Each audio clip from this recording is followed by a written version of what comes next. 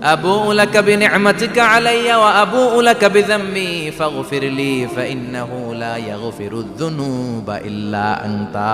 সুবহানাল্লাহ পড়েন। আজকে রাতে পড়ছেন, মারা গেলে জান্নাতি। চিল্লায় পড়েন না আল্লাহু আকবার।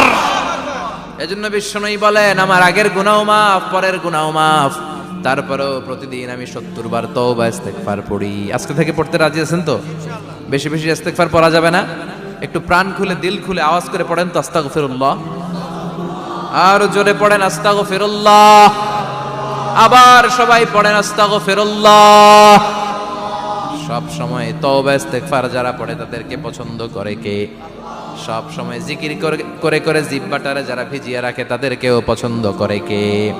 আল্লাহ বলেন, ওয়াজকুর রাব্বাকা ফি নাফসিকা তাদাররুআন ওয়া খীফাতান ওয়া দুনাল জাহরি মিনাল কওলি বিল গুদুবি ওয়াল আসাল ওয়া লা তাকুম মিনাল গাফিলিন। সুবহানাল্লাহ পড়েন।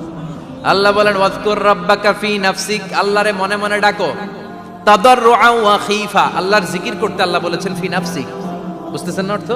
ফি নাফসিকা, মনে মনে আল্লাহর জিকিরটা করো।